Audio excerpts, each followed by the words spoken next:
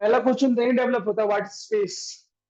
तो can anyone give any answer on that?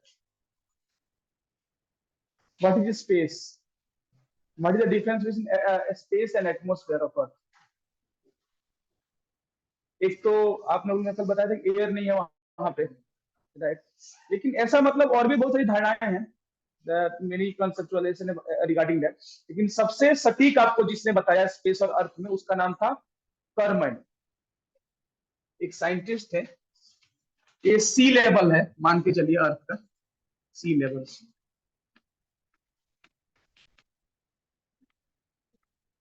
C level है यहां से 100 किलोमीटर ऊपर, 100 किलोमीटर, और 62 माइल्स। अब आप बताइए इसको किलोमीटर को माइल्स में, माइल्स किलोमीटर में कैसे कन्वर्ट करते हैं? 1 पॉइंट कुछ कितना, बिहार के पेटीएम पूछ लेता है यार, 1.609। अब 1 माइल बोले तो 1.609 व्हाट किलोमीटर।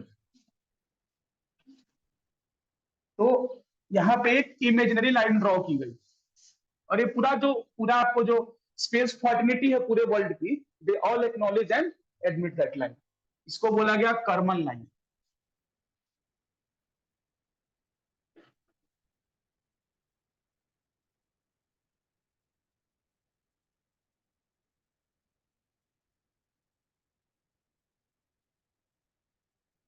अब कर्मन लाइन इसको बोला गया, तो यहाँ जितने भी अर्थ के एटमोस्फेयर के कितने लेयर्स है, ऐसे मोटा मोटी देखिए तो कितने, how many layers? 5 layers. They all come with in this Karman lines. और ये जो प्लेस है, अभी आप जैसे पाकिस्तान क्या बोलता है इंडिया को कि you can't fly over my air space, you can't use my air space practically, but if India flies over that much height, 100 kilometer, Pakistan has no rights to claim or say anything about India. तो ये जो Karman line है, इसके ऊपर आप fly कर सकते हो, आपका जो रॉकेट है उसको भेज सकते हो, आपका जो सैटेलाइट है उसको आप लाके छोड़ सकते हो। तो Karman line is a threshold, और कर्मन लाइन के ऊपर कोई भी आपको जो बाउंड्री होगी उसको क्या बोलेंगे हम? स्पेस बोलेंगे। और उसके नीचे का के पार्ट को क्या बोलेंगे? एटमोस्फेयर। तो अगर इसको मैं लिखा दूं क्या आप लिख, तो सुबह डिक्टेट इट और want note it down? Dictation का तो इसका जरूरत है नहीं।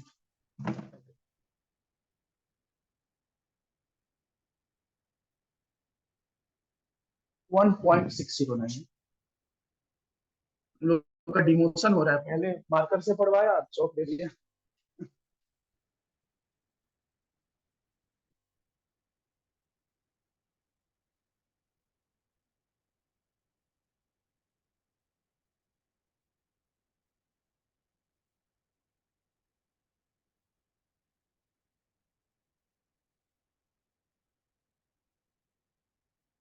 तो स्पेस हो गया, आप लोग लिख लिए, तो फिर टेक्नोलॉजी को जस्टिफाई करते हैं, राइट?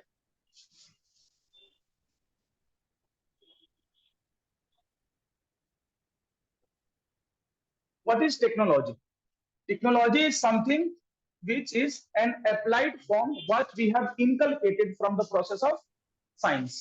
साइंस की प्रक्रियाओं से जो कुछ भी हम सीखते हैं उसका एप्लीकेशन, उसका पहले तो एक्नॉलेजमेंट होता है। वो कैसे होगा? आपको केस एनालिसिस डायग्राम से उसका हम किसी भी साइंस को समझेंगे, हमारे आसपास क्या हो रहा है, whatever happening in our ambient in atmosphere, everything is science and their study called as science. और उस साइंस को एप्लीकेशन में लाना, जैसे अभी आपको एयर कंडीशन के रूम में आप बैठे हो, ये क्या है? एप्लीकेशन है। किसका? किसका एप्लीकेशन? साइंस का। साइंस को क्या पहले कंडेंस किया, फिर उसको एयर का जो बाहर का डक्ट है, कैसे हम मतलब जो गर्म हवा है इस रूम का उसको कैसे हम डक्ट थ्रू बाहर फेंक रहे हैं, कैसे अभी आपको मतलब एसी बंद हो जाए, रूम पूरा पैक है, तो इसका मतलब जैसे बस वाला क्या बोलता है कि एसी हम बंद कर देते हैं सर्दी के दिनों में, नहीं करना चाहिए, क्योंकि एसी जो एकमात्र सोर्स है क्या है? वेंटिलेशन का सोर्स है। बाहर की हवा अंदर, अंदर की हवा बाहर को ले जाने का काम करता है एयर कंडीशन। तो एसी है, आप मतलब जो भी कंफर्ट आजकल आप देख रहे हो, मोबाइल है, जो भी है, सब कुछ एवरीथिंग एप्लीकेशन ऑफ साइंस, उसको बोलते हैं technology. And technology is something which is entitled to change, change. Change होती है। सबसे छोटी एग्जांपल, आप पहले क्या टेलीविजन देखते थे? पहले तो था Yes, CRT, sir. Cathode ray tube. उसके बाद से क्या आया? उसके बाद से आपको आया एलसीडी। इसका Hmm. Full form Liquid crystal display. Liquid crystal display, right? LED, Yes, sir. Light emitting diode. अब क्या हो रहा है? OLED, organic light emitting diode. Diode. Technology क्या है? आपको हमेशा चेंज होती रहती है। Technology is something which is very dynamic in nature. वो अभी कभी स्टैटिक नहीं होगी, always intended to be change. If you talk about India, हमारा इंडिया जो स्पेस एंड टेक्नोलॉजी डेवलपमेंट है, वो ऑलमोस्ट आपको आके कहाँ रुकती है? आईएसआरओ, इसरो पे। But ISRO is not the parent body. ISRO से शुरुआत नहीं हुई थी हमारी। हमारी शुरुआत हुई थी सबसे पहले, आपको शायद कल मैं बताया था स्पुतनिक के बारे में, इनको स्पार।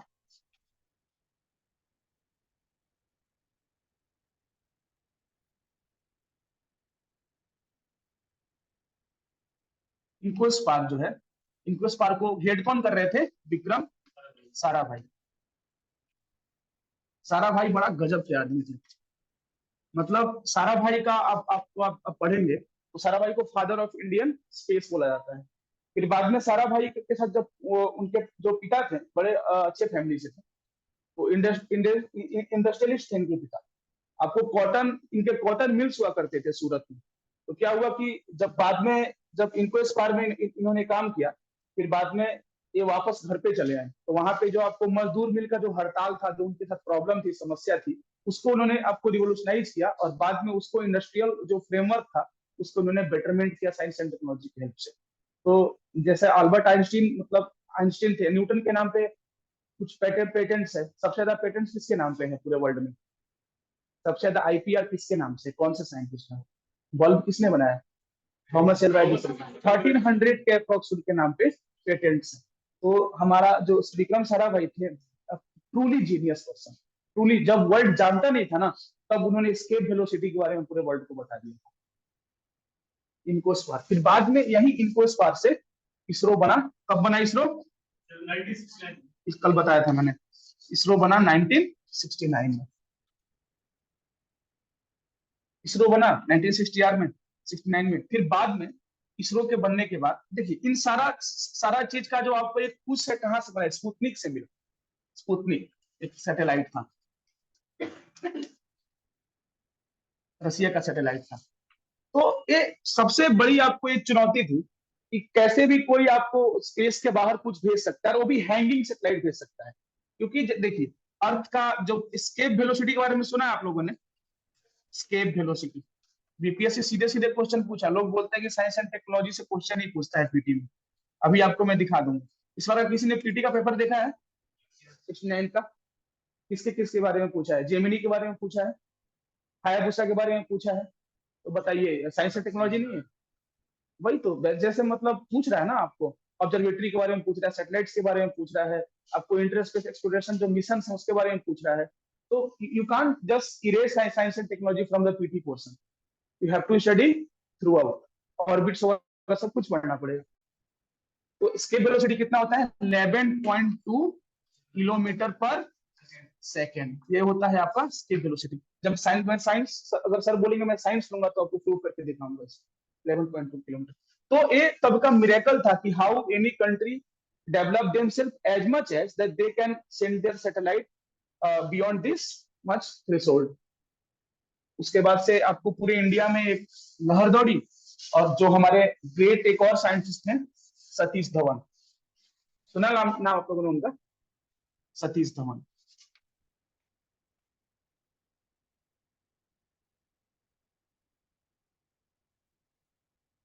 सतीश धवन साहब के लीडरशिप में 1972 में तीन इंपॉर्टेंट बॉडीज बनाई गई।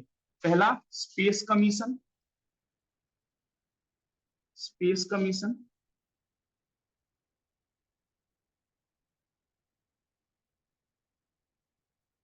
दूसरी डिपार्टमेंट ऑफ स्पेस, जो इसका हेडक्वार्टर बेंगलोर में है, जो आज इसरो का हेडक्वार्टर है।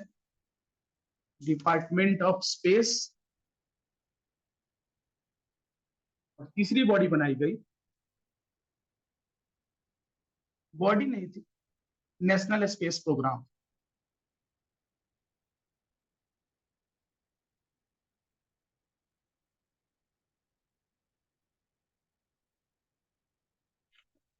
ये तीन चीज की गई सबसे पहले भारत में।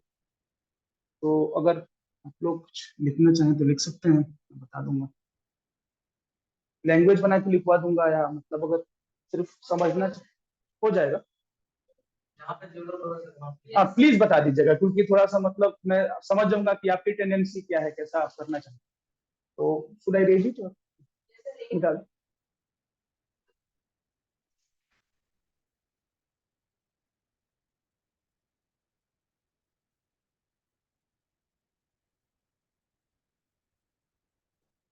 हो गया। अब समझते हैं कि देखिए, साइंटिस्ट तो बोल देगा कि सर ए करना है, वो करना है। जैसे होमी जहांगीर बाबा तो पहले ही बोलते थे कि हम न्यूक्लियर वेपन्स बना सकते हैं सर, पंडित जवाहरलाल नेहरू से, सिर्फ एनर्जी पे क्यों स्टिक रहे। लेकिन सबसे बड़ी बात मैंने कल क्या बताया, गवर्नमेंट एक चीज पूछती है, क्या पूछती है गवर्नमेंट? ROI कितना होगा, रिटर्न ऑफ इन्वेस्टमेंट कितना होगा। If I am putting something 10 rupees in any venture, then how much I get from that particular venture. अगर 15 रुपीज आप बना के उसको पीपीटी नहीं दिखाते हो तो वो आपको करेंगे, ऑब्वियसली फंडिंग नहीं करेंगे। तो उसी फंडिंग के लिए इंडिया में दो मिशन चलाए, ये काफी इंपॉर्टेंट मिशन थे। एक का नाम है साइट्स और एक का नाम है स्टेप। साइट, SITE, लिखिए बोलता हूँ या यहाँ लिख दो। सैटेलाइट, SATELLITE, इंस्ट्रक्शनल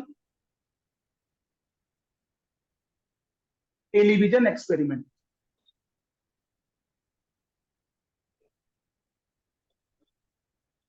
क्या कुछ लोग दिवाली में चले भी गए हैं सर, दिया हुआ खरीद के पूरा मस्त पटना से।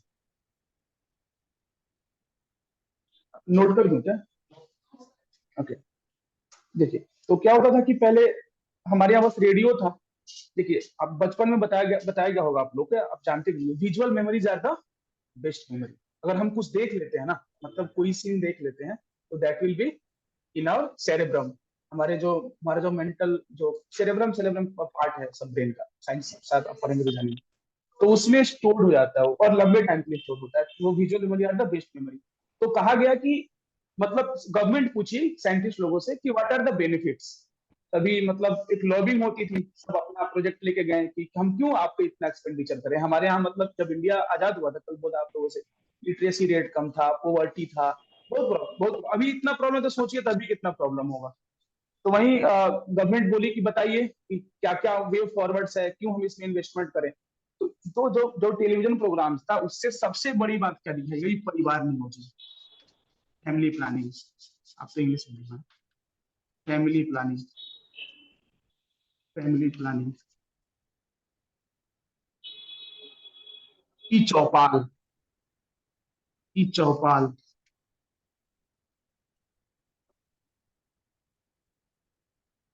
खेती बाड़ी। एक उस समय का आपको प्रोग्राम चलता था, खेती बाड़ी,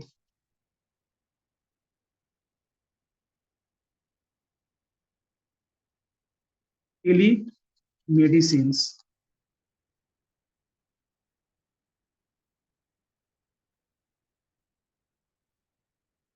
ये सारे चीज करके दिखाए गए, बताया गया कि मतलब फैमिली प्लानिंग पर परिवार नियोजन हम कर सकते हैं। उसमें आपको इंदिरा गांधी का मिशन भी था परिवार नियोजन करने का। ई चौपाल चलाए गए, खेती बाड़ी के लोग जागरूक किया गया। टेली मेडिसिन मतलब कैसे उपचार कर सकते हैं आप मवेशियों के बारे में, जो आपको जो कैटल्स होते हैं, लाइवलीहुड्स होते हैं, लाइव स्टॉक्स, उनके बारे में बताया गया, कैसे उनका डेवलपमेंट कर सकते हैं, कैसे हम अपनी रीच को वहां तक पहुंचा सकते हैं। तो गवर्नमेंट देखे कुछ कन्विंस हुई, बोली कि ना बाबा कुछ और बताओ। इसमें तो हाँ बढ़िया है, लेकिन मजा नहीं आ रहा है। तो साइंटिस्ट बोले हमारे ठीक है, कुछ हम और करके बताते हैं आपको। फिर स्टेप चलाया गया, satellite,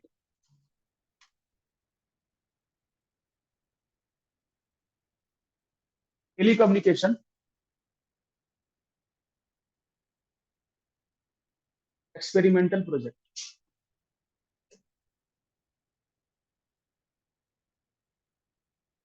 satellite telecommunication experimental project. Done. इसमें देखिए पहले जैसे अगर आप कॉल करती थी ना किसी को, उसमें साइट्स के लिए 2 ट्रांसपॉन्डर्स को हमने हायर किया था दूसरे देशों से। तो अगर आप वहीं बोलते लैंग्वेज में तो मैं करके लिखा देता उसको। इसके लिए भी हमने आपको ट्रांसपॉन्डर्स जो होते हैं सैटेलाइट्स के, हमने उनको हायर किया। देखिए क्या होता है कि पहले आप किसी को कॉल करती थी ना, तो वो होल्ड रखना पड़ता था कि मुझे इनसे बात करना है, नंबर को लगाया जाए। तो पहले क्राइम मास्टर गोगो टाइप का जो हम देखते थे, नंबर को लगाया जाए। तो पहले आप प्राइम मिनिस्टर बात करें या फिनेंस मिनिस्टर या कोई भी मेडिसिन वाले बात कर रहे हैं, तो they have to hang on for 5 to 4 minute. फिर क्या होता था कि वहां से वो सिमुलेट करते थे, डेटा जाता था, फिर कम्युनिकेशन स्थापित होता था, उनका आयोनियोस्फीयर से टकरा के जा रहा है। तो काफी लंबा प्रोसेस होता था। तो मतलब अगर मानिए कोई इमरजेंसी सिचुएशन हो, अब इंडिया में कुछ वॉर छिड़ जाए या कुछ हो जाए, मतलब बहुत कुछ हो सकता है, तो तब तक तो हैंग ऑन करना पड़ रहा है उसको, है ना। कोई ऑपरेशन से 3 डेज में से दिखा रहा है ऑपरेशन कर रहा है उसका, उससे करीना कपूर से पूछ पूछ के तो बच्चा भी हो जाता और सब कुछ खत्म ही था ना। फिर कहाँ से पेन मिलती उसको।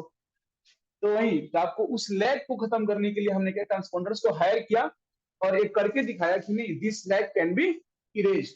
जो ये लैग है we can mitigate this and we can have a smooth and clear communication.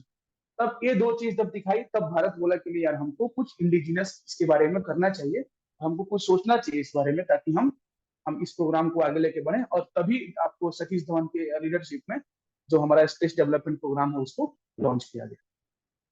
तो इसको लिखवा दिया हम, हो जाएगा।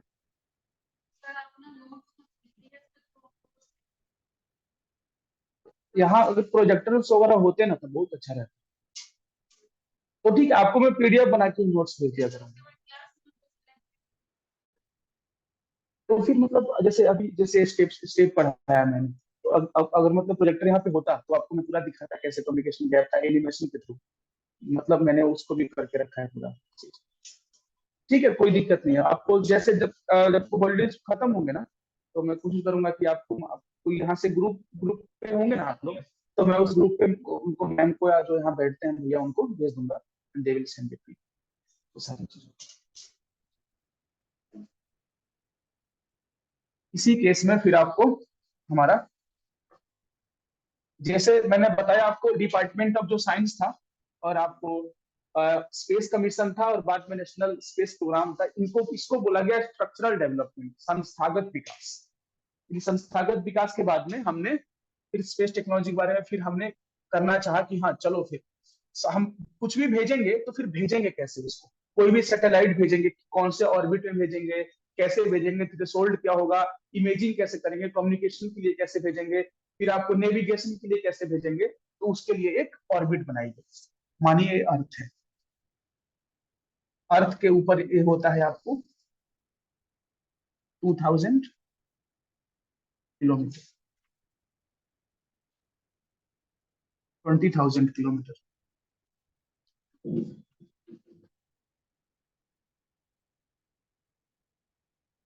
36,000 किलोमीटर, और 35,786 किलोमीटर। यहाँ पे एक टेबल ही बना दूंगा। ये अर्थ है, इसको बोला गया LEO, लोअर अर्थ ऑर्बिट। इसको MEO, मीडियम अर्थ ऑर्बिट। इसको HEO या UEO, earth orbit. UEO, earth orbit. ये अप टू है 2000 लिखने का मतलब ये नहीं कि बस वो एक अप टू है। देखिए, तो क्या हुआ कि जब अर्थ से हम सैटेलाइट्स भेजते हैं, तो 3 तरह के मेनली सैटेलाइट्स होते हैं। पहली सैटेलाइट्स को हम बोलते हैं आपको रिमोट सेंसिंग सैटेलाइट्स। इस रिमोट सैटेलाइट पूरा पूरा मुझको पढ़ाना है, ट्रांसपोर्टर क्या होता है, रिसीवर क्या होता है, मैं आपको ओवरव्यू दे रहा हूँ। इसके बाद से हम लॉन्चिंग व्हीकल पढ़ना शुरू कर देंगे। Remote sensing, remote sensing satellites,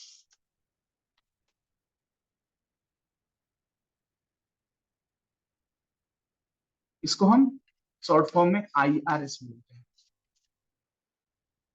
वो जो लोअर अर्थ ऑर्बिट है यहाँ पे IRS, यहाँ पे आपको रिमोट सेंसिंग सैटेलाइट्स भेजे जाते हैं भारत की तरफ से। IRS है, आपको रीसेट है, ये सारे सैटेलाइट्स भारत की तरफ से भेजे जाते हैं। और इसको क्या बोलते हैं? सन सिंक्रोनस। सन सिंक्रोनस। अब ये क्या बोला है, इसको भी देखते हैं। इसको इरेज करो। देखिए, ये अर्थ है। अगर कोई चीज ऐसे रोटेट कर रही है तो आप जानते हैं कि हमारे जो जो अर्थ है उसमें दो पार्ट है। ऊपर वाले वो कौन सा हेमिस्फीयर है? Northern hemisphere, northern. और नीचे वाला सदर्न हेमिस्फीयर। तो अगर कोई चीज ऐसे घूम रही है, उसका ऑर्बिट ऐसा है, तो डे एंड नाइट दोनों उस पार्ट में आएगा, दिन रात दोनों होगा इस पार्ट में। तो कैसे क्या होता है कि मतलब आपको, हम जब हमारे यहाँ दिन होता है तो ऑब्वियसली सदर्न हेमिस्फीयर में क्या होता है? रात होता है। वाइस वर्सा, हमारे यहाँ रात होगा तो उनके यहाँ दिन होगा। लेकिन अगर कोई ऑर्बिट ऐसे अपना ऑर्बिट बनाए, सन की पोजीशन यहाँ पे है, अर्थ उसका चक्कर लगा रही है, तो अगर यहाँ आपको सन हो और कोई अपनी सैटेलाइट ऐसे ऑर्बिट बनाए, तो हमेशा सन से सिंक्रोनाइज्ड होगी, हमेशा सन से सिंक्रोनाइज होगी। और इस पोजीशन पे क्या होगा, वो हमेशा सन के परिप्रेक्ष्य में विथ रिस्पेक्ट टू सन घूमेगी, और इस पे कोई ब्लाइंड स्पॉट या ब्लैक स्पॉट नहीं आएगा। तो यहाँ पे जो एलईओ होती है, इंडियन ओरिजिनल जो सैटेलाइट सिस्टम होता है, आपको इमेज सेंसिंग सैटेलाइट्स, इसका स्पीड काफी ज्यादा होता है। तो जो एलईओ होता है, लोअर अर्थ ऑर्बिट में होता है, सन सिंक्रोनस होता है, और इसका जो स्पीड होता है 1.5 घंटे के आसपास होता है, 84 to 90 मिनट्स, 90 मिनट्स। और रिमोट सेंसिंग सैटेलाइट का काम क्या होता है? लोअर अर्थ ऑर्बिट में होता है। आपको कैसे, मतलब जो मेट्रोलॉजिकल चीजें हैं, मेट्रोलॉजिकल चीजें मतलब मेट्रोलॉजिकल का मतलब समझते हैं आपको? आईएम वो समझते हैं, इंडियन मेट्रोलॉजिकल डिपार्टमेंट, आईएमडी। कब बारिश होगी, कब बारिश नहीं होगी, सारी चीजों को, ओजोन डिप्लेशन हो रहा है कि नहीं हो रहा है, ग्रीन हाउस गैसेस के इफेक्ट कैसे हैं, एल्बिडो, एल्बिडो रेट, एल्बिडो समझते हैं आपको?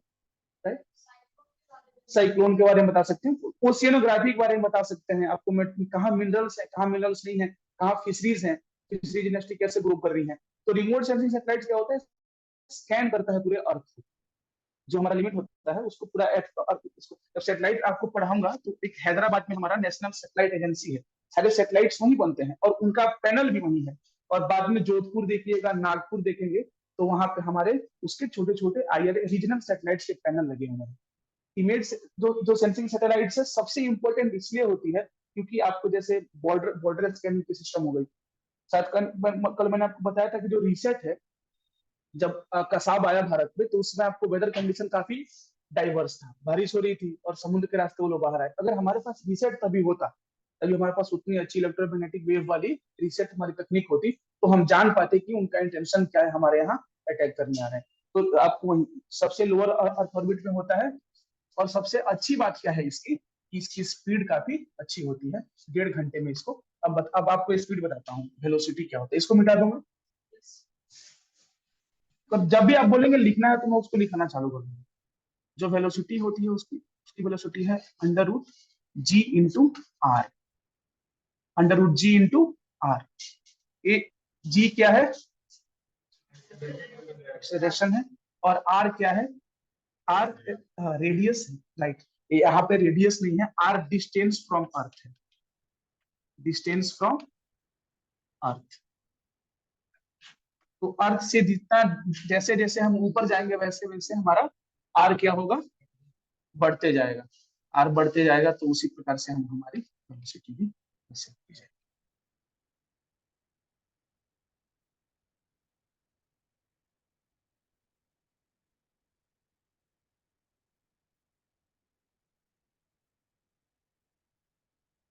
दूसरे में होता है हमारा नेविगेशन सैटेलाइट। इंडिया के नेविगेशन सैटेलाइट का नाम, सबसे फेमस नेविगेशन सैटेलाइट कौन है पूरी वर्ल्ड की, जो आप हमेशा देखते हैं? अरे, एक मैडम आके बोलती है ना, यहाँ जाओ वहां जाओ ऐसे करो। जीपीएस, वही तो, जीपीएस। इंडिया वाले सैटेलाइट का क्या है, उसको हमको पढ़ना भी है काफी डिटेल में, नाविक। और क्या नाम है उसका दूसरा? IRNNS, Indian regional navigation, IRNSS, Indian regional navigation satellite system. इसका फुल फॉर्म लिखवा दूं आपको मैं यहाँ? फिर बाद में चाइना वाला है बाइडू, BIDEAU। फिर यूरोपियन एजेंसी का है गैलीलियो।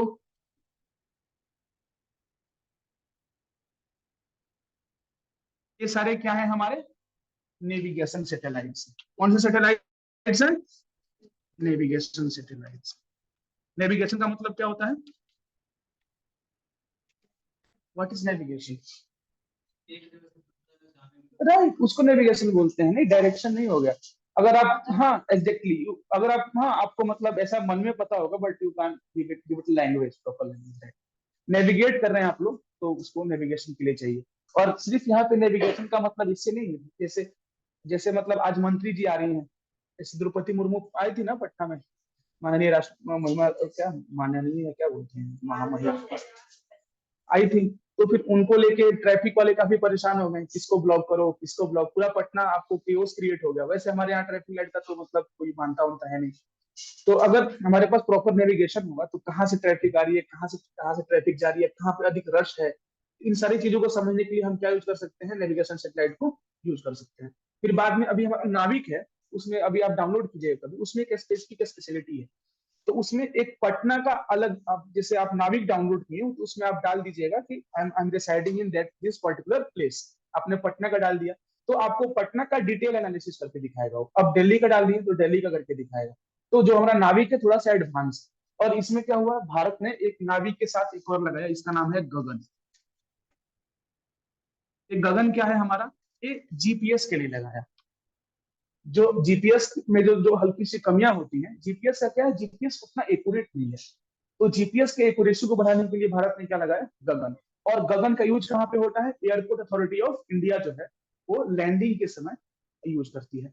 अब देखिए कहीं कहीं मतलब जो अपना पटना का, पटना एयरपोर्ट कभी आने का मौका मिला आप लोगों को है, तो आप पटना का रनवे सबसे छोटा रनवे, तो यहाँ यहाँ जो आपको पायलट्स आते हैं काफी स्किलफुल होते हैं, काफी स्किलफुल होते हैं। और अगर उन स्किलफुल हो और अगर बता दे कि 3 मीटर बाद अगर तो हुआ तो फिर तो गड्ढे में, मतलब गांधी जी जो जू है उस सब में मतलब जिंगलाला करते रहेंगे हम लोग, है ना। तो इसीलिए काफी इंपॉर्टेंट है, इसलिए गगन को बनाया गया। एम जी लिखिए।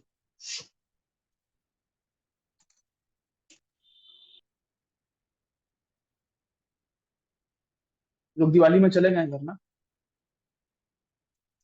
आज आज लास्ट क्लासेस है, कल है ना, तो आप लोग जा रहे हैं मतलब कल के बाद जाएंगे।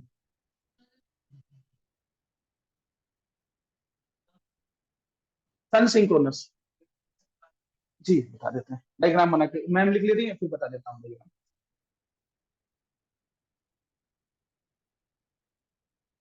देखिए 3 टर्म होता है ऑर्बिट्स में। एक है सन सिंक्रोनस, एक होता है, अच्छा इसको पहले बताता हूँ, अर्थ है। एक क्या है अर्थ का, अब बोलते चलिएगा आप लोग, इक्वेटर है। तो अगर कोई ऑर्बिट्स, ऑर्बिट का समझते हैं आप लोग, अगर कोई ऑर्बिट ऐसे बन रहा है, इसको क्या बोलते हैं लैंग्वेज में, इलिप्टिकल। इलिप्टिकल, अगर कोई इलिप्टिकल ऑर्बिट बन रहा है यहाँ पे, तो देखिए अर्थ कैसे रोटेट करता है, अर्थ वेस्ट टू, अर्थ का रोटेशन ऐसे है। अगर यहाँ पे सन है, सन तो स्टैटिक है, सन तो गैलेक्सी का चक्कर लगा रहा है, हमारा क्या लगाएगा, हम उसके पीछे पड़े, है ना। तो अर्थ ऐसे रोटेट कर रहा है। अर्थ के साथ क्या है, अर्थ रोटेट भी करता है और रिवोल्यूशन भी करता है। किसका ड्यूरेशन ज्यादा होता है, रिवोल्यूशन और रोटेशन में? भाई एक 1 ईयर एंड, हाँ exact, and 1 day, and day includes day and night, debt plus night. तो अगर मतलब सन, मतलब अर्थ ऐसे रोटेट कर रहा है, तो अभी अभी अगर मतलब मानिए यहाँ डे है, ठीक है, डे है, अगर ये रोटेट करके ये वाला पोर्शन, ये जो पूरा पोर्शन इसको मैं कट काट कट कट कर दे रहा हूँ, रोटेट करके ये वाला पोर्शन इधर आ गया, ठीक है, ये वाला पोर्शन इधर, तो यहाँ पहले दिन है, यहाँ पहले डे है, ठीक है, ये वाला पूरा डे है। लेकिन अगर ये रोटेट करके, क्योंकि रोटेशन तो होगा ही होगा, रोटेट करके ये वाला पोर्शन अगर यहाँ आ गया तो एक डे का जो सीरियो है क्या होगा, बदल जाएगा। जहां पे पहले दिन था, पहले वहां पे, अब वहां पे क्या आएगी, रात आ जाएगी। ठीक है, तो अगर कोई चीज ऐसे इलिप्टिकल ऐसे मतलब आपको मूव कर रहा है, तो ये भी तो फिर इसी इसी के साथ सिंक्रोनाइज है ना, जियो सिंक्रोनाइज है, घूम रहा है। तो यहाँ भी दिन है, देखिए यहाँ भी दिन है, फिर यहाँ पे क्या होगी, रात आएगी। तो रात आने का मतलब क्या है, ब्लाइंड स्पॉट बन जाना। तो अगर आपके यहाँ रात में कोई अटैक होता है, कोई जैसे मतलब सिर्फ दिन में तो आपको रिमोट सेंसिंग का काम होता नहीं है, दिन में रात में जब भी आपको कोई हो, जैसे चक्रवात आए, भूकंप आए, बता के थोड़ी आएगा कि भैया हम दिन में आ रहा है, आप तैयारी करके रखिए। नहीं ना, कभी आ सकता है। जैसे अभी जब अभी जो हल्का सा भूकंप आया हमारे यहाँ, जो सिस्मिक एक्टिविटी हुई, जो नेपाल एपिसेंटर था उसका, तो रात में आया। ठीक है, तो अगर हमारा देखिए, अगर ऐसे इलिप्टिकल हम ऐसे हम बनाते हैं, ये पोल भी है, इसको पोलर सिंक्रोनस या सन सिंक्रोनस बोलते हैं। तो देखिए इसमें ये तो मतलब एक ऐसे घूमेगा, ऐसे घूमेगा हमेशा, है ना, हमेशा ऐसे पोल के अराउंड घूमेगा, मतलब 3D इमेज बना नहीं पा रहा हूं मैं, यहाँ बढ़ भी नहीं पाएगा। तो ऐसे घूमेगा, तो ये हमेशा सन का लाइट इस पे क्या रहेगा, हमेशा आता रहेगा, इसलिए बोलते हैं सन से क्या है, सिंक्रोनाइज्ड है। आप अपने पेन से अभी क्या है, सिंक्रोनाइज्ड है। जैसे जैसे आपका हैंड मूव करेगा, वैसे वैसे क्या करेगा आपका पेन, अकॉर्डिंगली उसी के साथ मूव करेगा। आया समझ में, या कोई और डाउट?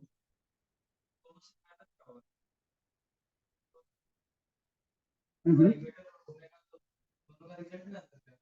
अरे वही तो बताया, जैसे अगर मतलब मानिए पोल पे घूम रहा है, ये पोल पे घूम रहा है, तो इसमें ब्लाइंड स्पॉट कभी आएगा, इसमें इसमें कभी डार्कनेस आएगा, ये तो हमेशा सन से सिंक्रोनाइज रहेगा। और सन से सिंक्रोनाइज रहने का मतलब क्या, वहां इमेज कहाँ पे, अब जैसे आपका मैं इमेज क्लिक किया डे में, और मैं किसी को रात में दिखाऊंगा, तो फिर क्या वो इमेज ब्लैक थोड़ी हो जाएगा, वो तो इमेज जब जैसे जिस लाइट में क्लिक किया सेम इमेज रहेगा, कोई प्रॉब्लम। तो वहां पे मतलब भारत में तो रात है, लेकिन वहां जो इमेजिंग कर रहा है, जो आपको पूरा स्कैनिंग कर रहा है, वो किस में करेगा, वो दिन में करेगा। तो उसके लिए क्या होगा, सबसे आसान चीजें हो जाएंगी, सन के लाइट में करेगा वो। तो फिर उससे क्या हमको क्लियर और बेटर इमेज, बेटर एपर्चर हमको मिल पाएगा। समझ गए?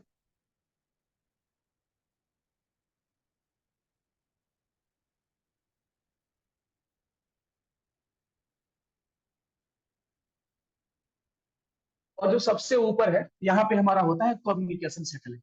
पहले इनसेट बोलते थे, आजकल क्या बोलते हैं इसको, कोई वाइल्ड गैसेस, आज बोलते हैं जी सेट, जी सेट।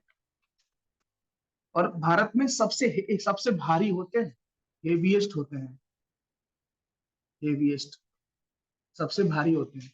भारत का जो सबसे हेवी है जी सेट 11, जी सेट 11, इसका आपको वेट है 5300 something, 42 43, I am not sure इसका है। और इसको हम लोग इंडिया से भेज भी नहीं पाए थे, इसको हम लोग ने भेजा फ्रेंच गुयाना से। फ्रेंच गुयाना पता है कहाँ है आप लोगों को? यूएस में है।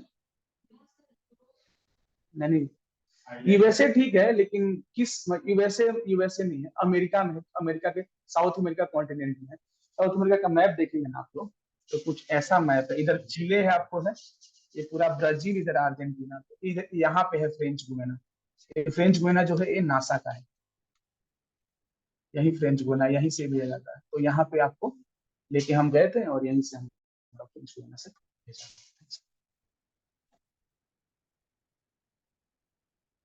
INSAT India national satellite system, GSAT geo synchronous satellite system, लिखवा दो।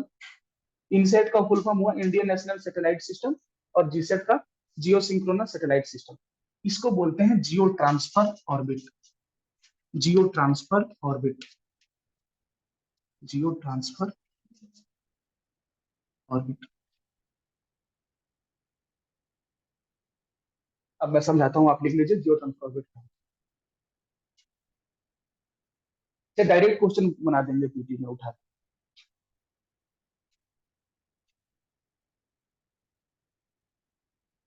कोई डाउट होगा तो फील फ्री पूछ लीजिएगा, इसके इससे रिलेटेड कोई साइंस समझना होगा तो उसको ही पूछ लीजिए।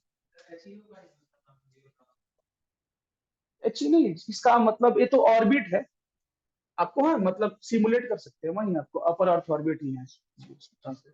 अब मैं आपको समझाऊंगा जो अपर ऑर्बिट होता है क्या, इमेज बना। जियो सिंक्रोनस सैटेलाइट सिस्टम, जियो, जियो मतलब अर्थ, सिंक्रोनस मतलब जो अर्थ को सिंक्रोनाइज करे उसको बोलेंगे जियो सिंक्रोनस। और ट्रांसफर ऑर्बिट क्या है, ड्रॉ डायग्राम।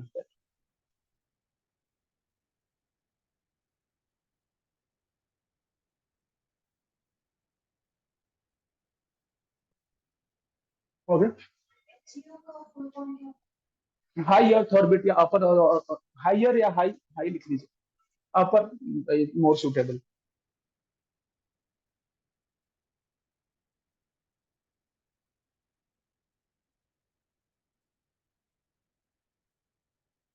डन। अब देखिए, अर्थ है, यहां से कोई सैटेलाइट गया, अब ऐसे एक चक्कर लगा दिया, तो ये अभी किसके ग्रेविटेशन में है? अर्थ के ग्रेविटेशन, ग्रेविटेशनल पुल क्या से क्या हुआ है, इसको बांधे हुआ है।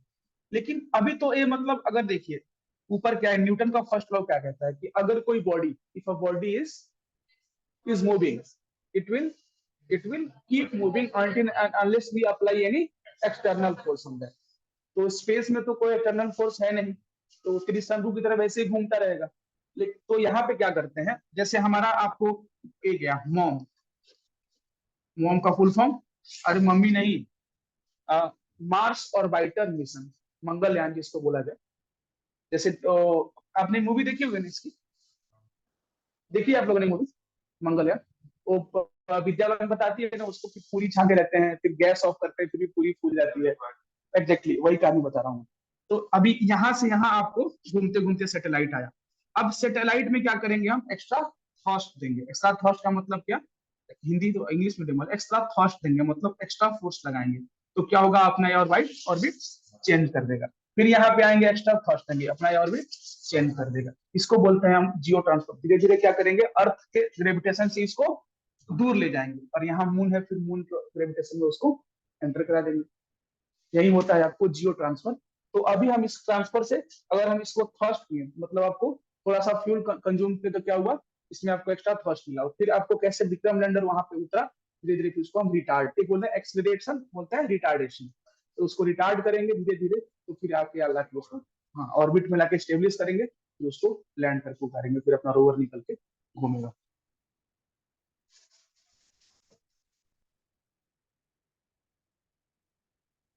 अब चले लॉन्च व्हीकल पे। बाद में सैटेलाइट जो है, इन सारे सैटेलाइट्स को मतलब अगर आप बोलेंगे तो मैं पूरा डिटेल में एक एक क्या है, कैसे है, क्या बनता है। आज थोड़ा लॉन्च व्हीकल के बारे में देख लेते हैं। दो तीन कवर करते हैं। पीएसएलवी तो थोड़ा सा अधिक हो गया। पहले देखते हैं साउंडिंग सैटेलाइट्स। इंडिया 1960 से भेजना चालू कर दिया। साउंडिंग सैटेलाइट्स है क्या, उसका इतना इंपॉर्टेंस क्यों है, तो नोट कर लिया होगा आप लोगों ने, बताऊं इसको।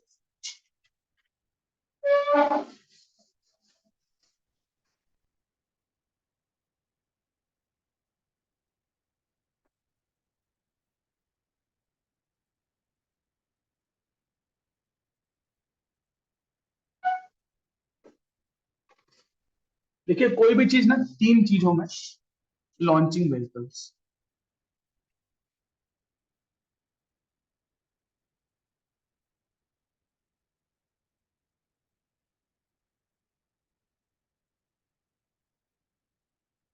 कोई भी चीज तीन चार चीजों से होकर गुजरती है।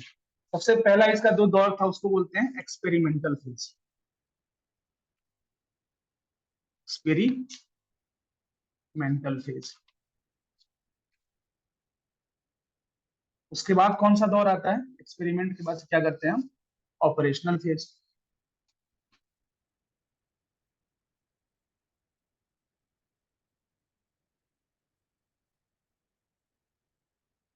उसके बाद से क्या आता है, स्पेशलाइजेशन फेज।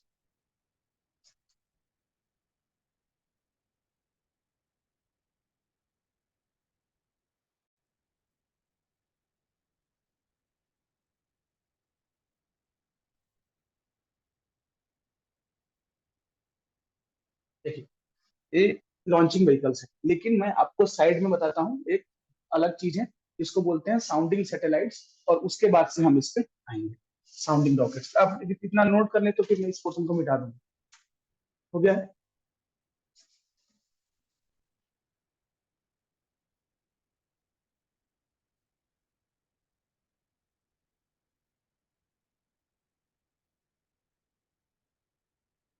देखिए इन सारे लॉन्चिंग व्हीकल से पहले इंडिया 1960 से ही अपने सैटेलाइट्स को स्पेस में भेज रहा है। हमारे हमारा व्हीकल्स नहीं था, सैटेलाइट भी हमारा उधार का था, लेकिन हम भेजते थे। उसको बोलते हैं साउंडिंग सैटेलाइट्स। इसको थोड़ा सा गौर से देखिएगा क्योंकि इंपॉर्टेंट है। साउंडिंग साउंडिंग रॉकेट्स, ऐसा रॉकेट। अब देखिए, इसको बोलते हैं ना इनर स्पेस। क्या बोलते हैं? Inner space. इनर स्पेस में, इनर स्पेस में अब स्पेस क्या था? स्पेस का थ्रेशोल्ड कितना था? अर्थ से सी लेवल से स्पेस की कितनी, अगर सी लेवल से देखे तो स्पेस की हाइट कितनी है? अभी बोला था मैंने 100 किलोमीटर। तो ये जो साउंडिंग रॉकेट्स होते थे ये इनर स्पेस को स्टडी करते थे। अब इनर स्पेस में इनको भेज दिया गया, तो फिर ये क्या क्या स्टडी करके आएंगे वहां से?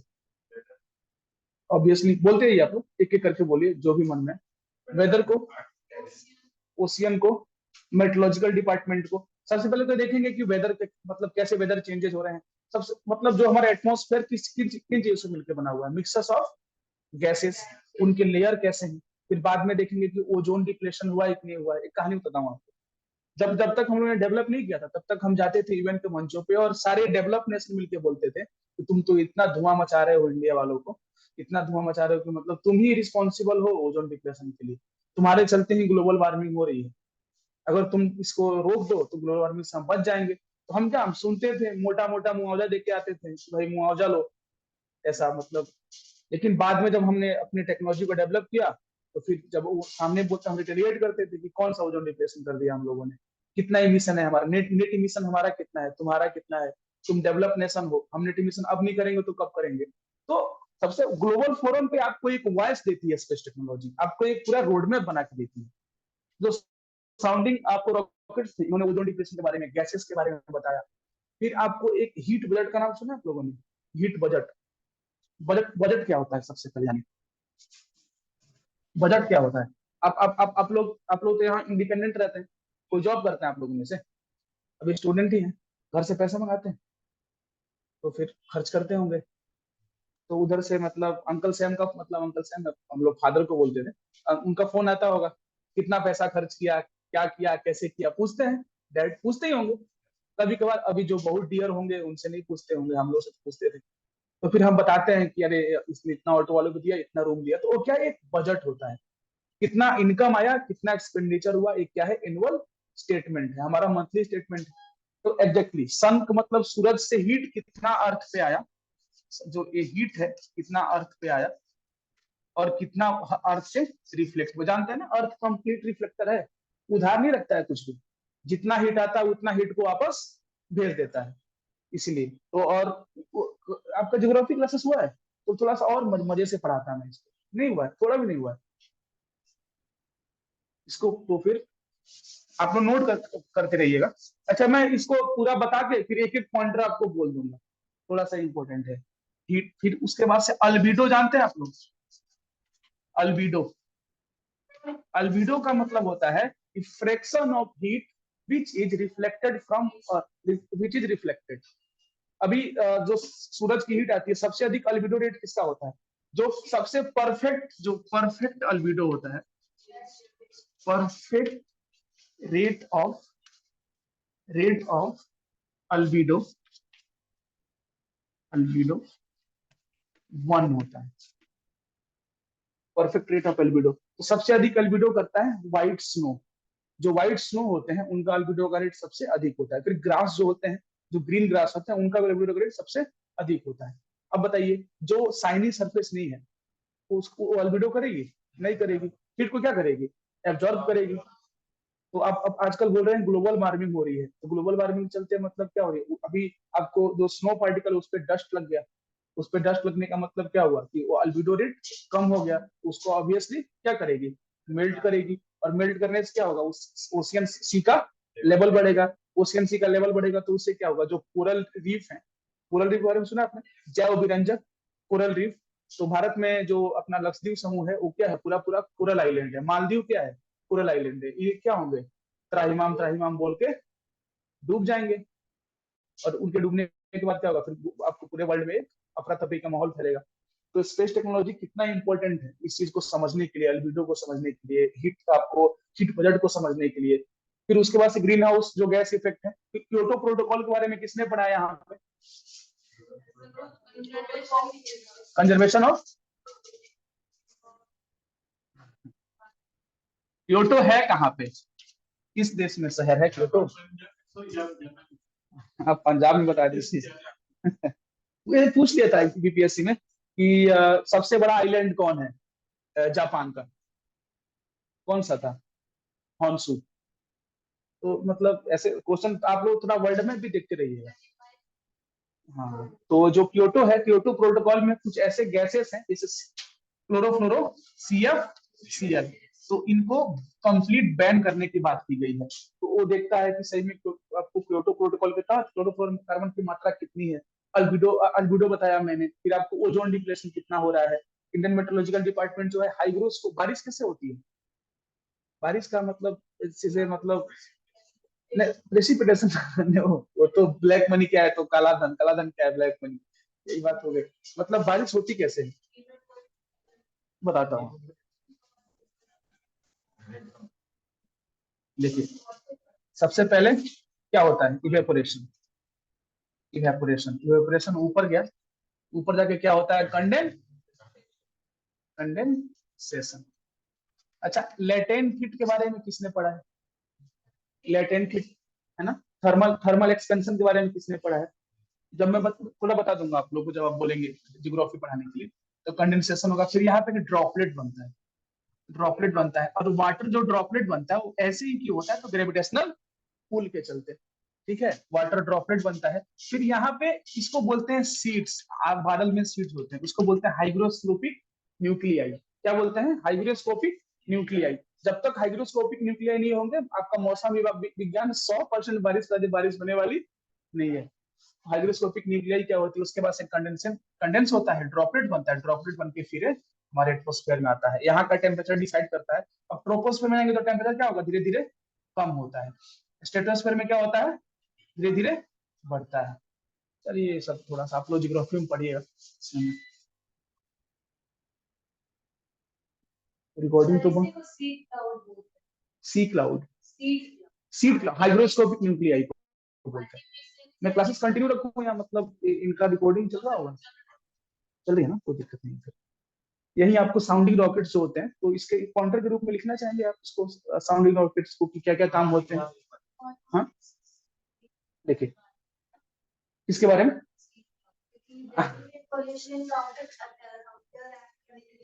सीड क्लाउड्स को भेजा जाता है ऊपर हाइग्रोस्कोपिक न्यूक्लियाई को, और फिर वहां से आर्टिफिशियल रिंग कराई जाती है।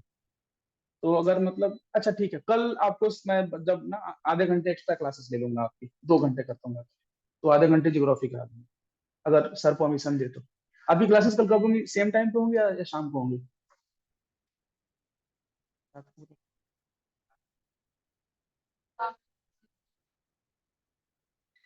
साउंडिंग रॉकेट्स के बारे में कुछ, हाँ वो थोड़ा सा ज्योग्राफी का सवाल है, जो है ना, वो आपको जो प्रेसिपिटेशन है, उसमें से आपको 2-3 सवाल पीटी का फॉर श्योर आने वाला है, पक्का आएगा। मैंने सोच रखा है कि आपको एक वीक में एक क्लासेस में पूरा करेंट करूंगा, जो भी साइंस एंड टेक्नोलॉजी का डेवलपमेंट हुआ है उसको आपको बताऊंगा, और इन्वायरमेंट एंड इकोलॉजी की जो डेवलपमेंट हुआ है, आपको कोई प्रोटोकॉल्स आया हो, कोई आपको डिपार्चर हुआ हो, I will take the classes of environment and ecology 2 on the weekly basis. तो जैसा आप कोऑपरेशन रहेगा, कोई प्रॉब्लम नहीं है। तो साउंडिंग रॉकेट्स के बारे में लिखा दूं या मतलब नेक्स्ट टॉपिक पढ़ा? लिख लीजिए आप लोग। Sounding rockets are the most initial rockets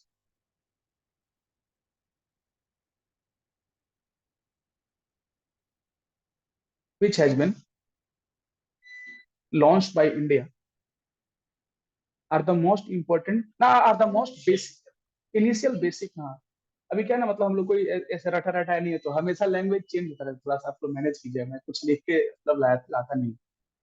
क्या कहाँ तक था मैं, which has been launched by India.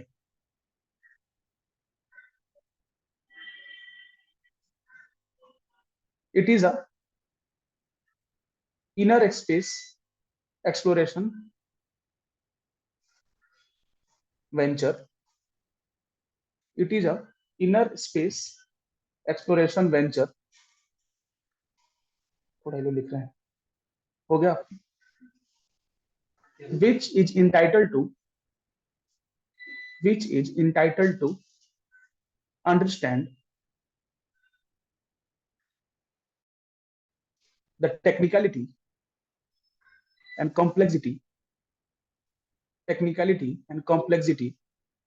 of the Earth's atmosphere as well as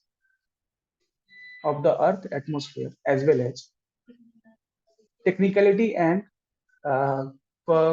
complexity of the Earth atmosphere as well as the lower space specimen. Paragraph change कर दीजिएगा.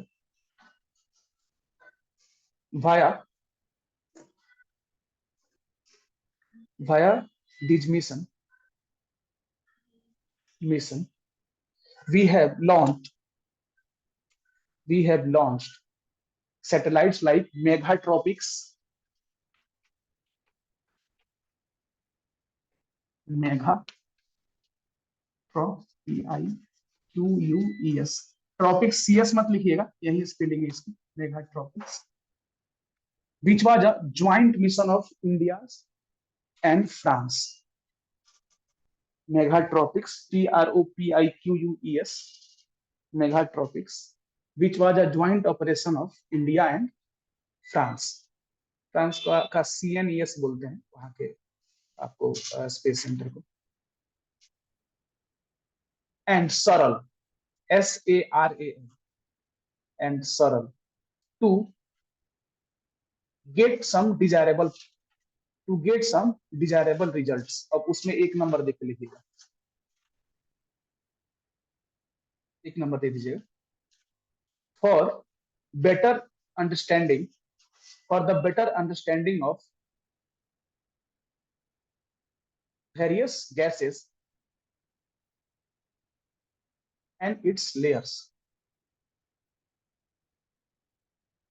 2 number. Various gases and its layer. Gases का जो layer होता है, composition of gases का. 2 number पे लिखिएगा ozone depletion and the rate of depleters. And the rate of depletion in depleters, जो कारक होते हैं उसके.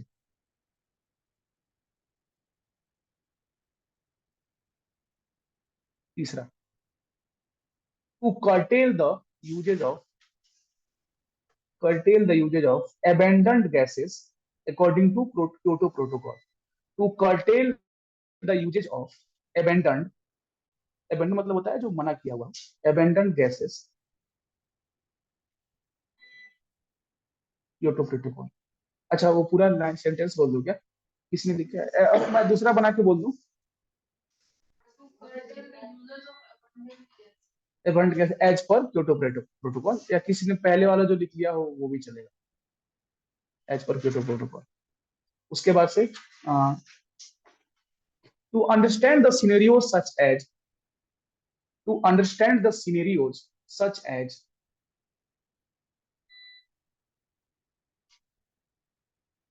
albedo,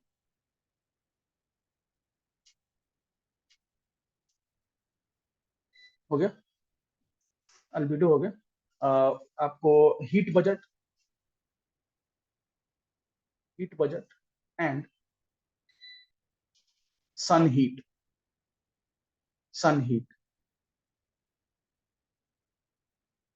उसके बाद लिख लीजिए to predict and prepare about the natural calamities. To predict and prepare about the natural calamities. Natural calamities जानते हैं ना कौन कौन से होते हैं? राइट, ठीक है, इतना काफी है.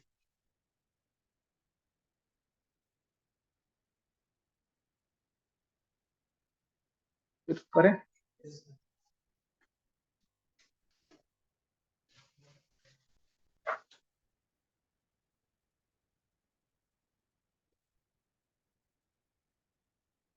देखिए साउंड रॉकेट्स तो हो गया. फिर बाद में अब जो एक्सपेरिमेंटल था, उस एक्सपेरिमेंटल में, अब इसको मैं पूरा करा ही देता हूँ आपको, फिर बाद में एक एक पढ़ा दूंगा. जो एक्सपेरिमेंटल फेज था, एक्सपेरिमेंटल फेज था, इस पे हमने बनाए SLV, satellite launch vehicle, satellite launch vehicle. इसका हमने बनाना 1979 से शुरू कर दिया। उसके पहले हमने आर्यभट्ट छोड़ दिया था, आर्यभट्ट, आर्यभट्ट छोड़ दिया था। कहां से? एक बैकानूर करके जगह है, बैकानूर, बैकानूर करके जगह है, कजाकिस्तान, कजाकिस्तान में, कजाकिस्तान में। और वो कजाकिस्तान में बैकानूर किसका स्पेस एजेंसी है? रॉसकॉस्मोस का, रॉसकॉस्मोस का। 1975 में ही हमने आर्यभट्ट को ऊपर छोड़ दिया था। तो इसमें क्या था, हमारा हमारा सिर्फ सैटेलाइट था, लॉन्चिंग व्हीकल हमारे पास नहीं था। लॉन्चिंग व्हीकल, उसी लॉन्चिंग व्हीकल के डेवलपमेंट के लिए सतीश धवन की अध्यक्षता में वाली टीम बनाई गई।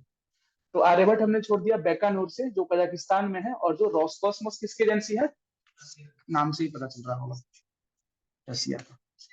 अच्छा, रसिया को USSR ही बोलते थे ना? फुल फॉर्म बताया आप लोगों को? नहीं नहीं, यूनियन क्या, USSR का full form? Union socialist, Soviet society, Soviet of Russia, society बोलते थे, बाद में रसिया बोलने लगे। इसको मिटा दो, इसको मैं, इसको लैंग्वेज तो नहीं देना होगा ना, ये तो बस एक्नॉलेजमेंट के लिए है। अभी आप आज जो पढ़ेंगे ना, आज आज आपका जो भी कुछ भी बेसिक छूटे, मतलब बाकी नहीं रहेगा, आपका फाउंडेशन बिल्कुल मैं मजबूत कर दूंगा। फिर जब PSLV पढ़ाऊंगा, तो PSLV को वर्क हॉर्स बोलते हैं आपको इसरो का, तो उसमें पूरा आपको मैं PSLV पढ़ाऊंगा। तो उसमें अगर आप फ्यूल तो पढ़ना नहीं है, कौन सा फ्यूल यूज करते हैं क्या कर, लेकिन फिर भी अब मैं ओवरव्यू दे दूंगा आज, कौन सा फ्यूल यूज करते हैं, क्रायोजेनिक इंजन क्या होता है, वो तो कल बताऊंगा। क्रायोजेनिक इंजन लिख लें आप लोग, फिर मैं शुरू करूँ।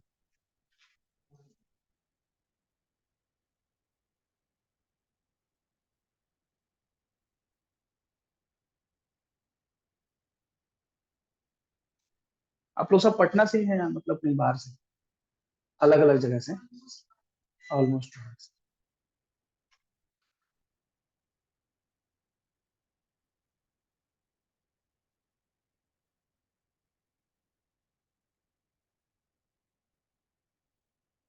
ओके,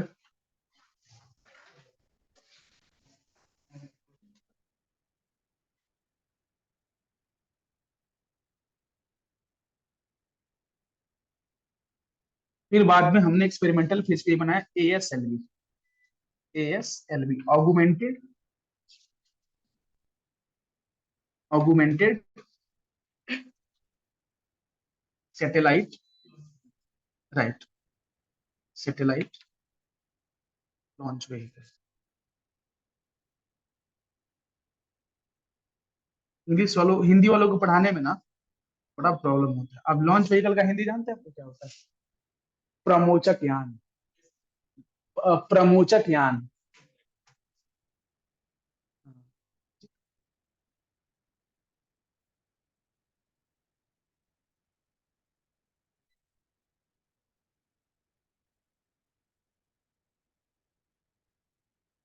ASLV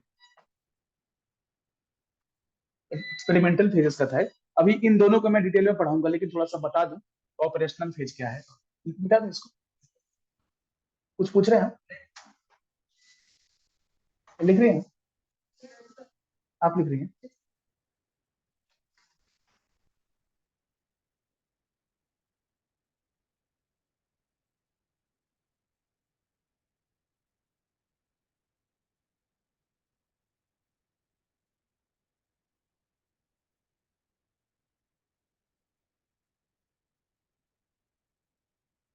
ऑपरेशनल फेज, इसमें दो चीजें बनाई गई, PSLV, PSLV, इसके तीन, एक C, PSLV एक C जो सबसे सक्सेसफुल है, एक G और एक XL।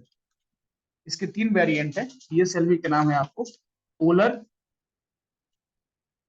Satellite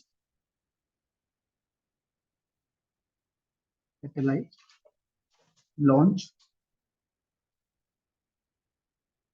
vehicle.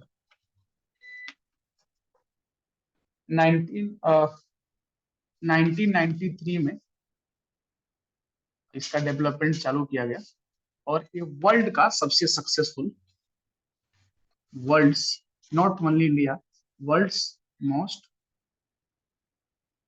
Successful launch vehicle है। इसका रिकॉर्ड था अभी तो, एलन मस्क भाई साहब का एजेंसी है, उसका नाम पता है क्या आप लोग को? उसकी एक एजेंसी, उसने इसका रिकॉर्ड तोड़ दिया। नहीं तो उसके पहले 104 सैटेलाइट भेजा था आपको। इस कहाँ पे भेजा था? अभी अभी देखिए, अभी मैंने आपको ऑर्बिट नहीं बताया होता तो इसको भेजा था हमने सन सिंक्रोनस ऑर्बिट में। कहाँ पे? एलईओ में। किसके लिए? रिमोट सेंसिंग सैटेलाइट्स के लिए 104 सैटेलाइट भेजा था। पीएसएलवी पीएसएलवी C-37 में अभी तक का रिकॉर्ड है।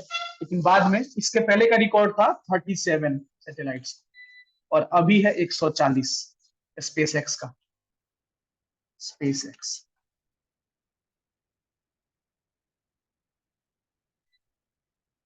अभी लिख लीजिए आप लोग, तो मैं फिर जीएसएलवी लिखा था।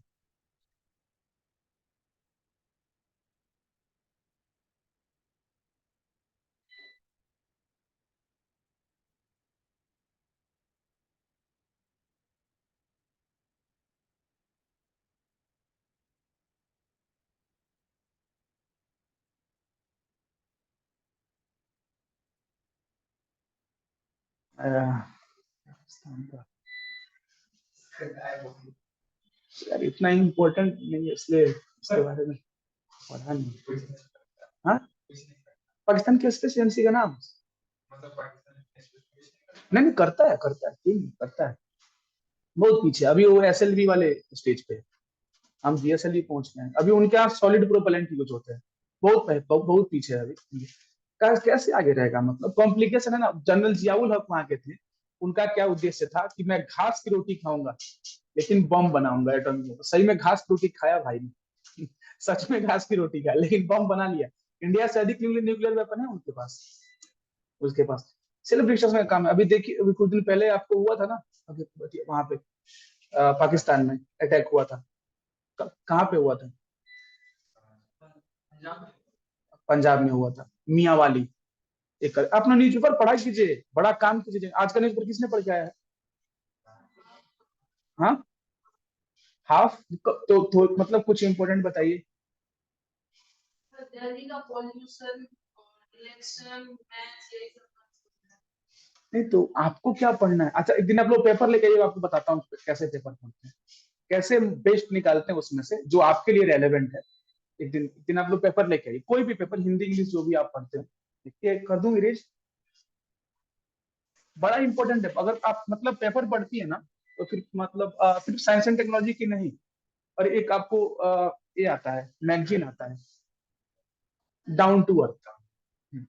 इंग्लिश मीडियम वाले हैं आप लोग इसलिए बता रहा हूँ आपको, इसको पढ़ते हैं आप लोग तो आप लोग खुद खुद को लगेगा कि हाँ यार, मैं मतलब जो मेरा लेवल है वो बीपीएससी के लेवल पे आ गया या उससे अधिक लेवल चला गया। तो खुद को मतलब ना, खुद को रिस्पेक्ट करना सीखिएगा। क्योंकि आपका एक नॉलेज जो है ना, एक थ्रेशोल्ड पे जाके रुकना शुरू हो। डाउन टू अर्थ इकोनॉमी या इसके लिए ज्योग्राफी और एनवायरमेंट एंड इकोलॉजी के लिए आता है, पढ़िए। कभी कभी ऐसे नहीं कि उसको करिकुलम बना लीजिएगा, कभी पढ़िए कैसे।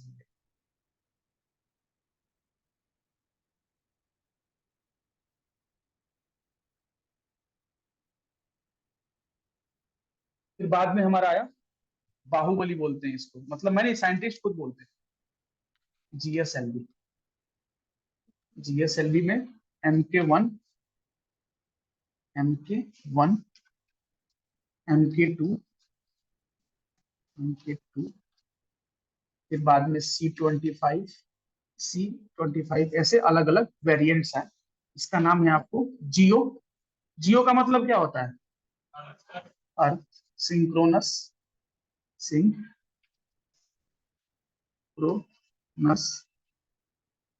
जियो सिंक्रोनस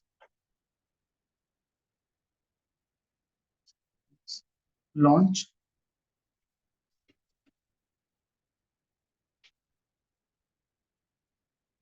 व्हीकल, जियो सिंक्रोनस लॉन्च।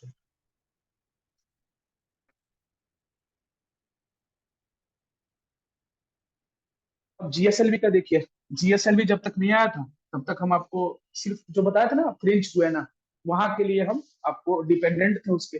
इसके बाद जीएसएलवी आया तो फ्रेंच गुयाना को हमने मतलब हम 4000 किलोमीटर 4000 केजी तक का जो पेलोड है, 4000 केजी तक का जो पेलोड है, इस पेलोड को हम कहाँ से भेज सकते हैं, इंडिया से अब भेज सकते हैं। अभी जो हमारा C-25 से सबसे अभी रिसेंट में एक मिशन गया हमारा, उसका नाम बता सकते हैं आप लोग? अभी मोदी जी भी आके पूरा बोले थे उसके बारे में। अरे बड़ा फेमस मिशन गया अभी हमारा, चंद्रयान, चंद्रयान 3। नहीं, आदित्य एल 1 को उससे नहीं भेजा, आदित्य एल 1 को पीएसएलवी से भेजा गया। Mark 3 C-25 एक ही वेरिएंट का नाम है, अलग अलग मतलब C-25, C-35, Mark 3, विकास इंजन, ऐसे ऐसे नाम। Mark 3 से गया था, Mach 3, MK3, C-25।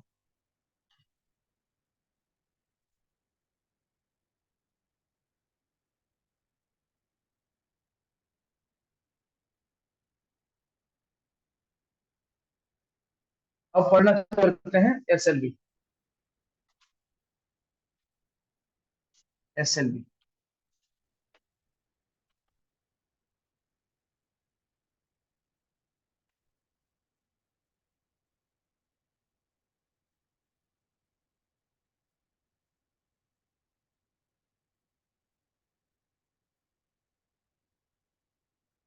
देखिए, इसमें 4 स्टेजेस होते हैं, 4 स्टेजेस। और फ्यूल कौन सा होता है इसमें? सॉलिड फ्यूल होता है, सॉलिड फ्यूल होता है। नाम पता है सॉलिड फ्यूल क्या होता है? HTBP, HTBP, hydroxyl turbinated, HTPB, hydroxyl terminated polybutadiene, लिख दो।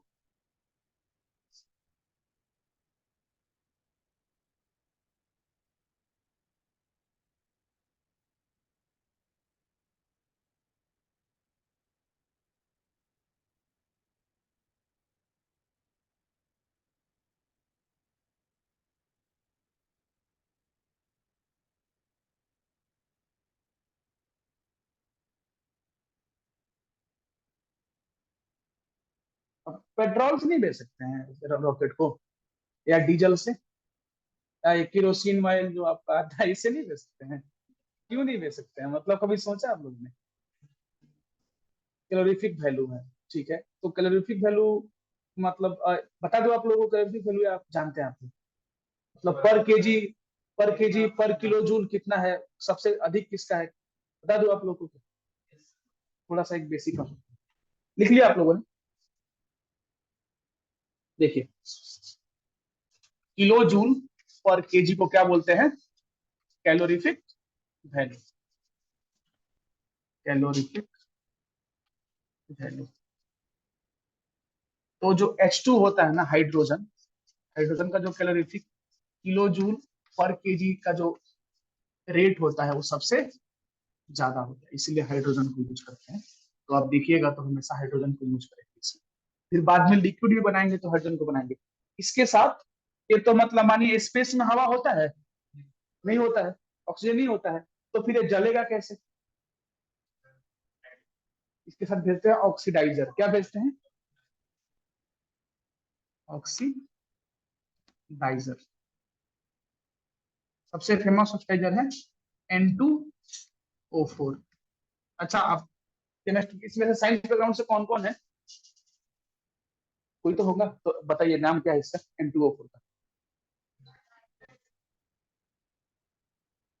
डाई, N2 तो डाई हो गया, 4 मतलब टेट्रा, डाई टेट्रा ऑक्साइड्स, या ऑक्सीडाइजर, नहीं नहीं oxides, di tetra oxides, di nitrogen tetra oxides, या सीधे सीधे इसको नाइट्रोजन टेट्रा ऑक्साइड भी लोग बोलते हैं साइंटिफिक लैंग्वेज में। तो ये ऑक्सीडाइजर होता है और इसका चार्ट डायग्राम बना के दिखा देता हूँ आप लोगों को।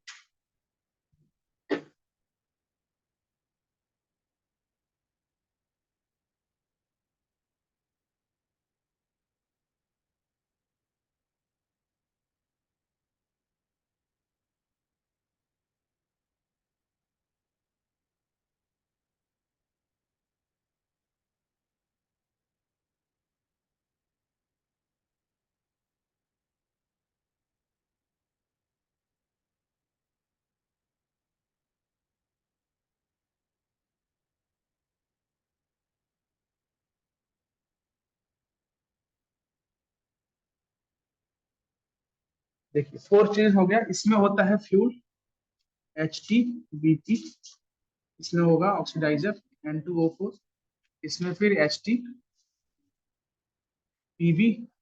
इसमें होगा N2O4। सबसे ऊपर क्या होता है, सबसे ऊपर क्या होता है, इसको क्या बोलते हैं टेक्निक, पेलोड बोलते हैं। क्या बोलते हैं इसको, पेलोड, पेलोड बोलते हैं इसको। अब देखिए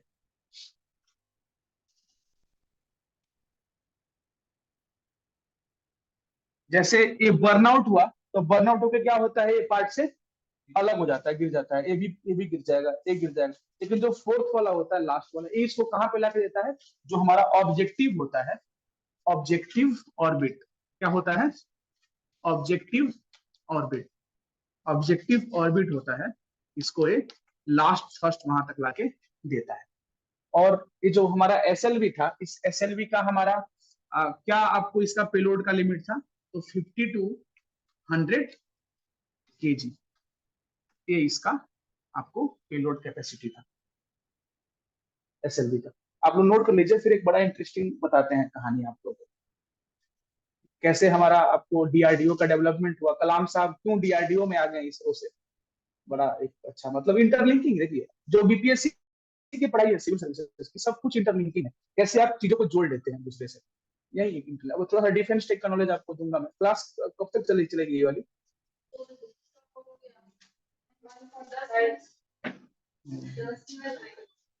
140 है, थोड़ा सा तो बचा है, कुछ देर बता देता हूँ उसके बारे में। लिख लिया आप लोगों ने, फटाफट तो कर लीजिए।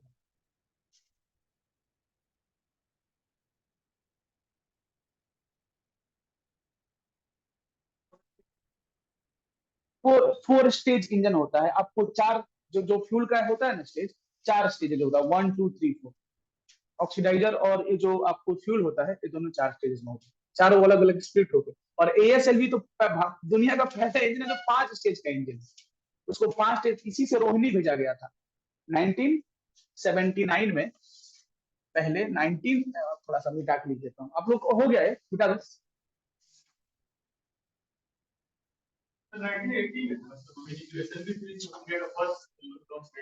कौन सा था, 1979 में असफल हो गया था, 1983 में जाके सफल हुआ। नहीं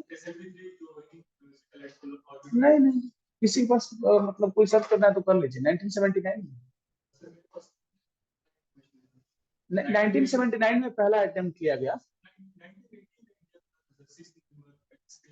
हाँ बना होगा 1980 में, लेकिन 1979 में फेल हो गया, इन 1983 में जाके सक्सेस हुआ हमारा जो SLV है। 1983 SLV 3 1 2 3 करके, SLV 1 1979 में असफल हो गया, SLV 2 पार्शियल सक्सेस था, SLV 3 1983 में जो रोहिणी को लेकर गया था।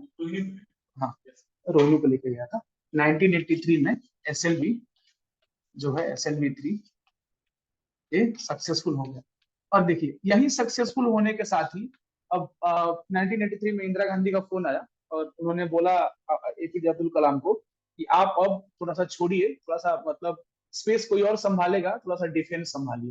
तो DRDO में उनको कॉल आया, और DRDO में उनको कॉल आने के बाद सबसे पहले Indian integrated guided missile development programme, integrated guided missile development programme, इसका शुरुआत किया गया मिसाइल्स बनाने के लिए, मिसाइल मैन। अब अभी इसमें बड़ा इंटरेस्टिंग आपके पटना से रिलेटेड एक काम है, बातें बताऊंगा। Integrated guided missile development programme, missile man कहा जाता है इनको। फिर इसके थ्रू इन्होंने पटना बनाया। पटना, पटना क्या है? बिहार की राजधानी। पी से पृथ्वी, पृथ्वी। ए से अग्नि, ई से त्रिशूल, जितने भगवान जी के अस्त्र शस्त्र सब दे दो। एन से नाग, ए से आकाश।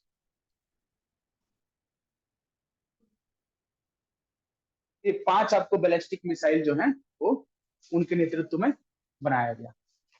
पृथ्वी, अग्नि, त्रिशूल, नाग और आकाश। देखिए क्योंकि 1983 में ये तो SLV है भी तो रॉकेट ही है ना। जब ये सक्सेसफुल हो गया तो इनको बोला गया कि यार ये जब रॉकेट सक्सेसफुल तो तुम थोड़ा सा DRDO में आओ। और DRDO में जब वो आए तो IGMD DP प्रोग्राम का शुरुआत किया उन्होंने। उसके तहत उन्होंने ये 5 मिसाइल का मतलब समय आज भारत कौन से स्टेज का? अग्नि 5, अग्नि 6, इसका हम लोग टेस्टिंग कर रहे हैं। 6 का टेस्टिंग कर रहे हैं अभी। सबसे ज्यादा टेस्टिंग कहाँ होता है? बालासोर में होता है। आपको मैं थोड़ा सा एक चीज बता देता हूँ। जब हमने ये जो साउंडिंग सैटेलाइट्स है ना, जब जितनी भी ये आपको लोअर अर्थ ऑर्बिट के जितने भी सैटेलाइट्स होते हैं ये सारे कहाँ से छोड़े जाते हैं? Vikram Sarabhai space centre. ये कहाँ पे है? मुंबई में। मुंबई, मुंबई में है। मुंबई कहाँ पे है? तिरुवनंतपुरम। तिरुवनंतपुरम कहाँ पे है? तिरुवनंतपुरम। कल बताया था आपने इसका आइडियल पोजीशन होता है इक्वेटर के पास होता है। तो थोड़ा सा 1874 किलोमीटर पर आवर इक्वेटर के पास किसका होता है? अर्थ का। थोड़ा सा एक उसको एक्स्ट्रा थ्रस्ट मिल जाता है। यहीं पे है आपको Thumba equatorial Thumba equatorial launching satellites terms. और एक बालासोर में है, बालासोर इक्वेटोरियल लॉन्चिंग सैटेलाइट्स। ये दोनों सैटेलाइट सिस्टम है। यहीं से हम आपको लोअर अर्थ ऑर्बिट जो होता है यहाँ की सैटेलाइट भेजे थे। और साउंडिंग रॉकेट जो था हमारा सबसे पहले यही थुम्बन से भेजा गया था अंतरिक्ष में, अंतरिक्ष के एक्सप्लोरेशन के लिए। तो ये अब टाइम 1:45 है क्या? ASL भी बता देते तो फिर बाद में कल से PSL भी करते। उसमें ज्यादा कुछ है नहीं, बता दे PSL।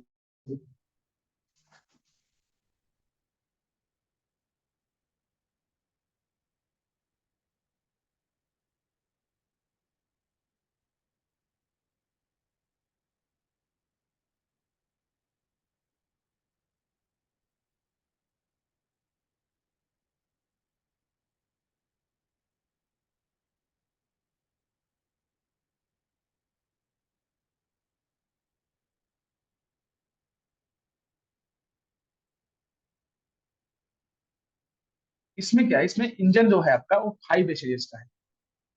5 स्टेजेस, सेम फ्यूल है, हाइड्रोक्सिल, टर्मिनेटेड, पोली ब्यूटाडाइन, सेम फ्यूल है। इससे छोड़ा गया SRO stretched, stretched Rohini, Rohini satellite, satellite system. Stretched Rohini satellite system को इससे छोड़ा गया। ये 5 स्टेज का काफी अपना यूनिक, ये सब जिद के लिए था। भारत बोला कि नहीं हम तो थोड़ा ज्यादा भेजेंगे। तो इसका जो आपका पेलोड कैपेसिटी था, इसका आपका जो पेलोड कैपेसिटी था, पेलोड कैपेसिटी इसका था वो था 100 to 150 kg ASLV का। ज्यादा कुछ था नहीं। इसको एसरॉस बोला गया, इसको रॉस बोला गया, रोहिणी वाले को इसको एसरॉस बोला गया। और एसरॉस और जो रोहिणी था भारत का पहला इंडिजिनस सैटेलाइट सिस्टम था जिसमें लॉन्चिंग व्हीकल भी हमारा था और सैटेलाइट भी हमारा था। तो यहाँ से हमारा स्पेस मिशन का प्रोग्राम हुआ। एक्सपेरिमेंटल फेज था। कल ऑपरेशनल फेज में आएंगे तो कल बताएंगे PSLV क्या है, GSLV क्या है। फिर बाद में बताएंगे आपको जो स्पेशलाइजेशन जो हमारा अवतार क्या है, रियूजेबल लॉन्च व्हीकल क्या है, स्मॉल सैटेलाइट लॉन्च व्हीकल्स क्या है। तो अब भारत विशिष्टता की ओर धीरे धीरे जा रहा है। अब हम जैसे हमारा मानव मिशन है, ह्यूमन मिशन, तो गगनयान है हमारा, उसमें हम अंतरिक्ष में लोगों को लेके जा रहे हैं, 7 दिन घुमाएंगे फिराएंगे लेके आएंगे। स्पेसएक्स तो इतना बोल दिया, स्पेस टूरिज्म का नाम डेवलप कर दिया है कि अगर आपके पास पैसा है तो जाइए स्पेस में घूम के आइए। सिर्फ इनर स्पेस में नहीं घुमाएंगे आपको, साउंडिंग रॉकेट से नहीं लेके जाएंगे आपको, हम ऊपर लेके जाएंगे, हवाई पूरा ऊपर घुमा के लाएंगे। पैसा वैसा है तो आप भी बन जाइए ऑफिसर, लेकिन ऑफिसर बन के तो उतना पैसा नहीं कमा पाइएगा। नहीं मतलब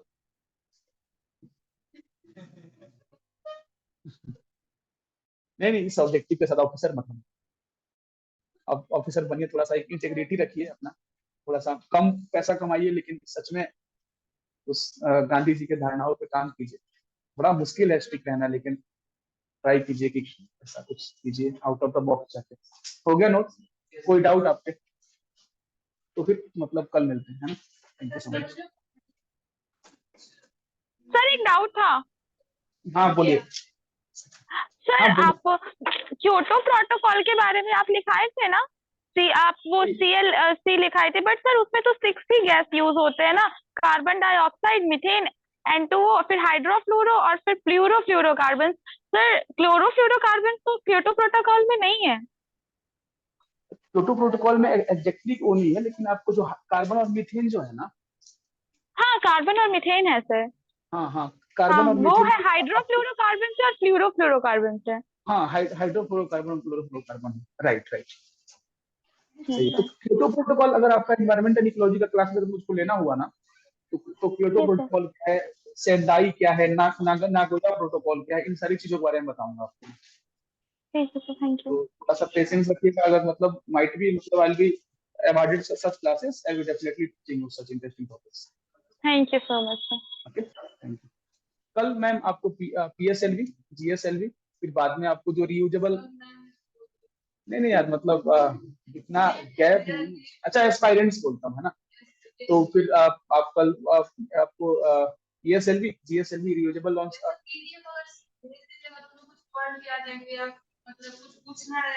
PDF का तो मतलब मैं पूरा कोशिश कर रहा हूँ कि मैं कल आपको कुछ भेजूं। अगर नहीं कर पाया तो आपको वेकेशन के बाद तो डेफिनेटली मतलब पूरा PDF आपको एक पूरा रोड मैप दे दूंगा मैं एक हफ्ते पहले।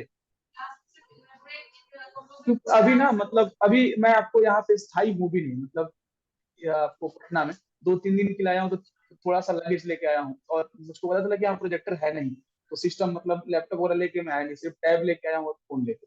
तो मैं बैठ के सब कुछ आपको मतलब कस्टमाइज करके नया आपको जो भी करंट अफेयर सब कुछ ऐड करके इन 6-7 दिनों में एक पूरा आपको एक रोबस्ट आपको पूरा नोटबुक बना दूंगा, इंग्लिश हिंदी दोनों में। डेफिनेटली शेयर करूँगा।